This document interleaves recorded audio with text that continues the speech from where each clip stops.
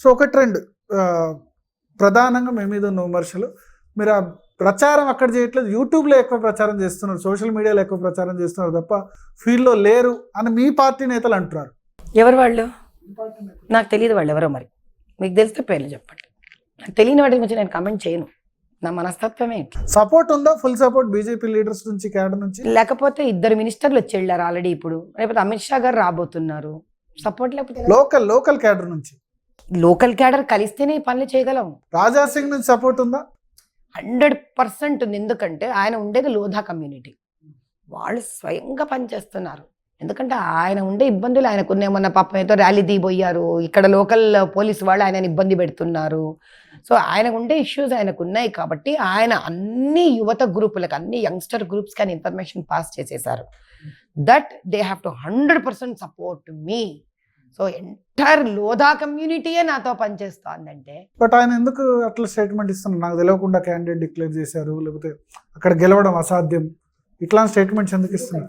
ఒకటి, గెలవడం అసాధ్యం అంటే మరి ఇన్నేళ్ళగా అదే కదా చూసింది మనం. ఎవరైనా అదే అంటారు, బా ఇక్కడ గెలవడం అసాధ్యం ఎందుకంటే వీడు ఈ అసదుద్దీన్ అనే వ్యక్తి ఒక అరాచకాలకి నిజంగానే గెలవడం కష్టం కాబట్టి అది అందరూ అన్నారు. దేశమంతా అనుకుంది ఆ మాట. ఈరోజు అనుకోలేదు. ఈరోజు లేటెస్ట్ మీరు రాజాసింగ్ గారివి చూస్తే ఆమె గెలుస్తుంది ఖచ్చితంగానే ఉంది. మనం అది కూడా కన్సిడర్ చేయాలిగా. మనం పాత కథ తీస్తే ఎలా? కమ్యూనికేషన్ గ్యాప్ ఏమైనా ఉందా? సెట్ చేశారా? మాట్లాడారా? మీరు రాజాసింగ్ వెళ్ళి కలిసారా? మీరు అసలు యజ్ఞశాలకే వచ్చాడు ఆయన, రాజాసింగ్ గారు. ఆయన ఇంటికి వెళ్ళాను, ఆయన భార్యతో మాట్లాడాము. ఆయన భార్య 2 సార్లు వచ్చి వెళ్ళారు మా పార్లమెంట్ ఆఫీసు కూడా. వాళ్ళు ఆ రోజు తీసిన శ్రీరామనవమి దాంట్లో ముందు నేను, వెనక రాజాసింగ్ గారు వస్తూనే ఉన్నారు కదా.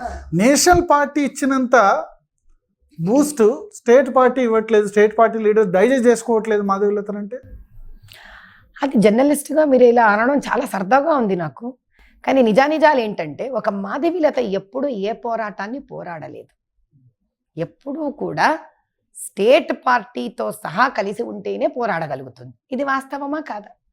ఈరోజు నా పోరాటంలో నా క్యాంపెయిన్లు చూడండి, వస్తున్నది ఎవరు?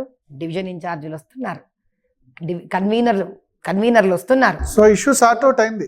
ఇష్యూ లేదు. మీరు చాలా తెలివైన స్టేట్మెంట్ ఇస్తున్నారు. ఇష్యూయే లేదు సార్ట్ అవుట్ అవ్వడానికి.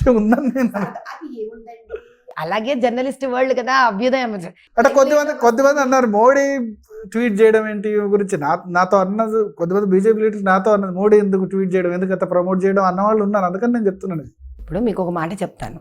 ఈగో ఫీల్ అయిన వాళ్ళు ఉన్నారు. తర్వాత కొద్దిమంది అన్నారు పార్టీలో జాయిన్ కాకుండానే టికెట్ ఇవ్వడం ఏంటి, ఇట్లా అన్న వాళ్ళు కూడా ఉన్నారు. ఇప్పుడు ఏమవుతుందంటేనండి, ఇప్పుడు కాలం అనేది చిత్ర విచిత్రాలను చూపిస్తూ ఉంటుంది. That is what time is. ఇప్పుడు మొన్న రాజస్థాన్లో చూసాం మనం. ఆయన ఎలా డిక్లేర్ చేయించారు? టక్కున ఒక స్లిప్ వచ్చింది, అవునా కదా? మనందరికీ తెలుసు, దేశవ్యాప్తంగా తెలుసు. మరి అలా స్లిప్ రావడం మనం ఎప్పుడైనా ఎవరైనా చూసామా? వచ్చినప్పుడు ఏమనుకుంటారు చుట్టుపక్కల వాళ్ళు, అరే ఇదేంటబ్బా మాకు తెలియకపోయింది, నిన్నటి వరకు తెలియదే, మనకు మొన్నటి వరకు తెలియదే. అలా అనడంలో తప్పు లేదు. నేనే బహుశా వాళ్ళ స్థానాలు ఉంటే అలా అంటానేమో. వాళ్ళకి నాకు వ్యత్యాసమే ఉంది. ఒక వ్యక్తి ఈ స్వతంత్ర భారతదేశంలో ఒక మాటని వ్యక్తపరచడం కూడా తప్పని మనం ఎలా అనగలం? సపోజ్ వాళ్ళ ప్లేస్లో నేను ఉంటా, నేను అనను నమ్మకం ఏంటి? నేను ఒక ఎక్స్ పర్సన్, మీరు ఇలా మాధవీలత అనుకోండి, ఏంటి ఆ పార్టీ వాళ్ళం కదా, మాకు మాట చెప్పు ఉండొచ్చు కదా, నేను అంటాను. నా ఉద్దేశంలో తప్పు కాదు, నేను దాన్ని తప్పుగా తీసుకోవట్లేదు. ఒక వ్యక్తిగా వ్యక్తపరిచే సామాన్య మనస్తత్వం అది.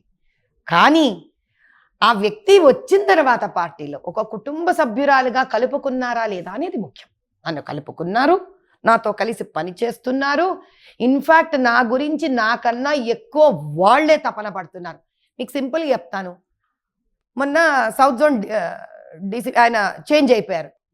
ఎవరు కష్టపడ్డారు అనుకున్నారు దానికోసం? కొండా విశ్వేశ్వర్ రెడ్డి గారు, కిషన్ రెడ్డి గారు ఎంత తపన పడి, అరే ఈవిడ ఇంత కష్టపడుతోంది, ఈవిడకి మనలాంటి సీనియర్స్ హెల్ప్ చెయ్యాలి అని కొండా విశ్వేశ్వర్ రెడ్డి గారు, కిషన్ రెడ్డి గారు, ఈవిడికి టైం లేదు, ఈవిడ క్యాంపెయినింగ్లో ఉందని నన్ను రిప్రజెంట్ చేసుకుంటూ చివరి వరకు తీసేద్దాకా నిద్రపోలేదు వాళ్ళు. మరి దీన్నేమంటాం? ఇవన్నీ చెప్పి చేసే ఉండవండి. అందరం కలిసినప్పుడే నేను ఒకటిగా బయటికి కనిపిస్తుంటాను. నేను కనిపించే నా success is because of party's unity and its integrity. So మీరు ఫీల్డ్లో దిగినప్పుడు ఈ సిచ్యువేషన్ లేదు, హైప్ విపరీతంగా వచ్చింది, దేశం మొత్తం దృష్టిని ఆకర్షించారు. రిజల్ట్ ఎట్లా ఉంటుంది? రిజల్ట్ ఎట్లా వచ్చినా ఓకేనా?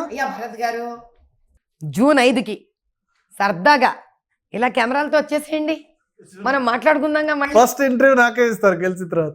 ఈ ఫస్ట్ ఇంటర్వ్యూ చెప్పలేండి బాబు, ఇప్పుడు 30 మంది అన్నారు ఫస్ట్ ఇంటర్వ్యూ. కానీ జూన్ 5th